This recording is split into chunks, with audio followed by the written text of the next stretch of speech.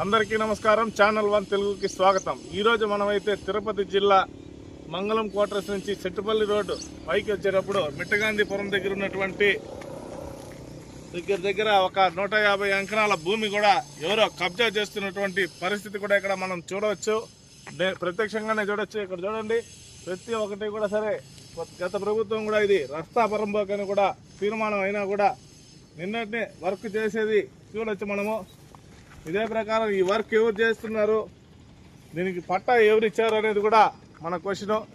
దయచేసి ఈ విధంగా గవర్నమెంట్ భూములన్నీ కూడా పేదవాళ్ళకి చెందాలి, పేదవాళ్ళకి చెందేలాగా ప్రభుత్వం వ్యవహరిస్తుందని కోరుకుంటూ ఛానల్ 1 తెలుగుతో లోకేష్.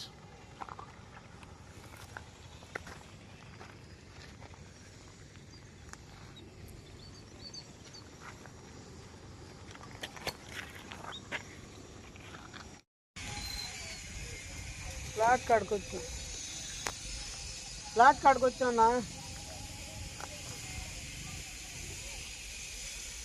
వైబస్ రోడ్లో ఉన్నా. నేను శిల్పాలు చెప్పేశాడన్నా, శిల్పాలు చెప్పేశాడా.